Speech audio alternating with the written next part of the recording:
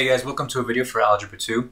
In this video I am once again working out problems where we are graphing rational functions. Okay, some of these can be pretty tricky and pretty involved in that there are steps that you need to, I don't want to say memorize, but understand in order to make it a lot easier to graph these functions. And there are some tricks that go along with these. And what I'm going to do is I'm looking at your worksheet, page 27, 7.4 skills practice, and I'm going to work out one of the columns. I'm going to work out the middle column, problems 2, 5, 8, and 11. So this video might be, well, that's Jordy if you hear him. This video might get a little lengthy, so I'll try and split them up in the description to show you what timestamp, or put a timestamp so you'll know which problem is where, so you don't have to necessarily watch the whole video to find a specific problem. So let's go ahead and jump right in. So if I'm looking at the first function, it's f of x equals 10 over x. So I want to ask myself, do I have any asymptotes here? And if you remember from the previous video, one of the rules is that you do not want a 0 in the denominator. So if that's the case, x, you do not want x to be 0 at all. Now, there's another trick to this, is that there's also a horizontal asymptote. And the way I find that out in this particular instance is that there's a rule for asymptotes. There's a rule for asymptotes that if the top degree of your polynomial, of your rational function, is less than the bottom, if it's less than the bottom degree, then your horizontal asymptote will be at y equals 0 always. So in this case, it may not be obvious that the top degree is less because you don't see an exponent in the numerator, but there is an understood one, or an assumed one you can say, okay, where there's x naught, x0 over x1. Right? Because there's nothing here necessarily, but you could almost assume a 0 times x naught times 10, which is basically x to the 0 is 1, so 1 times 10 is 10. So essentially you do have that case where your top degree is less than your bottom. So that means you also have a horizontal asymptote, and that is at y equals 0. So that essentially, so as I'm looking at graphing this, I know that I have an asymptote at x equals 0, so that's the y-axis. But then I also have one at the x-axis, y equals 0. So I have two asymptotes to consider. And now I can begin actually graphing this. And one of the ways that I'll do that is, you know, maybe I'll pick a term over here. Maybe I'll pick a -8 and maybe a -1 and see how my graph is behaving. And if you do that in your calculator, if I plug in, so my function is 10 over x. So again, if my x is -8, so that's 10 over -8. That's going to be a fairly small number. So it'll be something like this. It'll be less than 1, or it'll be 1.2. So it'll be -1.2. And then if I pick -1, 10 over -1 is -10. So that's going to be way down here. So then my graph is behaving something like this, where this line is going to continue to go down, and it'll get closer to that y-axis, but it never actually touches. And likewise over here, it'll get close to the x-axis, but never actually touch. Okay? And likewise, if I pick a number on the right side of my coordinate plane, let's say I pick a 1 and I pick let's say an 8. So a 10 over 1, right? If I do f of 1, that's going to be 10 over 1. That's going to be 10, so that'll be way up here. And let's say I pick an 8, f of 8, so that'll be 10 over 8, and that's going to be what, 1.2, something like that, right? So it'll be down here. So then my function is behaving something like this, and that's essentially my graph right there. That's my answer. Okay. All right. Let's take a look at the next one. The next function is f of x equals x plus 2. So again, I'm looking at the fact that I don't want a 0 in the denominator, so that means x cannot be -2, because -2 plus 2 is 0, and I don't want that. So x cannot be -2, and the next question I want to ask myself is that, so this is the vertical asymptote, Okay, this is the vertical asymptote. Now I want to see, is there a horizontal asymptote? And this is exhibiting a different rule that I hadn't talked about yet. But let's say, for example, your top degree is equal to your bottom degree. Now what do we have?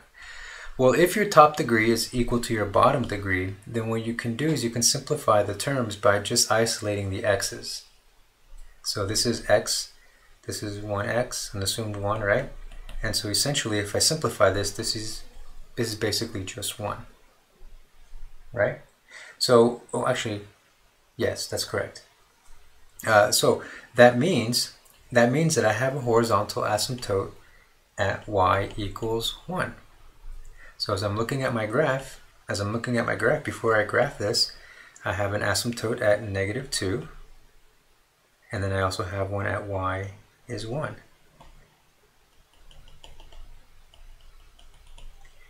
And -2. That's -2, and this is 1. Okay, and so now I can start looking at how my graph is actually going to behave. And you know, I'm essentially starting at my new starting point is basically this point right here. So I have a -2, so I can pick a point. Let's say I can pick -3 or -10, and then I can see how my graph's going to behave. And I'll have a point that's close to that asymptote on this side, and on my -3 side, I'll have a point that's close to the horizontal asymptote.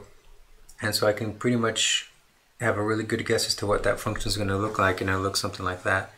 And on the right side of this asymptote here, I can pick a number that's, you know, I can pick -1. So I can do an f of -1 and then plug it into my function. Let me write that function out down here. F of x equals x plus 2. I can also pick, let's say I pick a number, pick one way over here. Let's see, f of 10. And then I plug it into my function, and I'll get something that's actually pretty close to the asymptote over here. And then on my -1, I'll get a point that's close to that asymptote there, so I can pretty much guess that my function is going to look something like this. Okay? And so I encourage you to put that in your calculator and see what actual points there are, and your graph can be a little bit more accurate than mine. Mine's just kind of a rough sketch. All right. Let's look at number 8. We have f of x equals x minus 1 over x squared minus 4x plus 3. Okay, so once again I have, well, I think one of the first things I'd like to do is actually factor this part out. Let's see what this looks like when it's factored out. I'm going to have an x minus 1, because maybe I'll have an oblique asymptote here. So let's see, it's going to be x minus 1, x minus 3. And you'll notice here that I have factors that are the same. So I don't actually have an oblique asymptote, but what I do have, if you remember from the previous video, is a point discontinuity. And at that point, it's going to be a point discontinuity at +1, okay, at x equals 1. So when I graph this, my function will discontinue. I will have to take my pen off and then continue again after 1. Okay. Now also, I want to highlight the fact that this term I have to pay attention to. That's going to give me an asymptote. I don't want this term to be 0, so that means x can also not be a +3. Right? So that means that at 1, 2, 3, at 3 I will have a asymptote there. Right? And then at x1 here at this point, let me put it in red. At this point, I will have a point discontinuity. Okay. Now, also real quick, I want to address the fact that let me rewrite my function right here. I have an x minus 1 with an x squared minus 4x plus 3. So notice that my top degree is less. My top degree is less than my bottom degree. Okay. So that means I have also a asymptote at my y-axis. Okay. All right. So now let's see how my function is going to behave when I pick points. I'm going to pick points that, like, at way over here at, let's say, -4. I can pick one at this is what was it, 3. So I can pick something like 2.99, right? I can do an f of -4. I can do an f of 2.999 to be really, really close to 3. And what I'm going to find is that I'm going to have a point that's really close to that asymptote at the -4 mark. And at the at the positive 2.99, I'm going to have a point that's really low, way down here. And so then I can pretty much guess what my function is going to look like. So this is going to go down forever down there. And then it's going to come up. And then at the 3, I discontinue right there, so my open circle, and then I continue my function, and it hugs that asymptote that way. Okay? All right. So now at this point, I can pick a number at, let's say if this was 3, I can pick maybe an f of 4, and then maybe an f of 10 if I want. And then I can put those in my calculator, work it out in my function up here.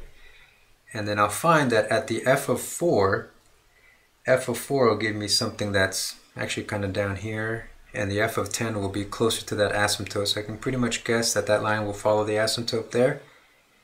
And this is going to go up that way like that. Okay, so again, these are rough sketches. So we'll stop at this point, and thanks for watching, guys, and good luck in your studying.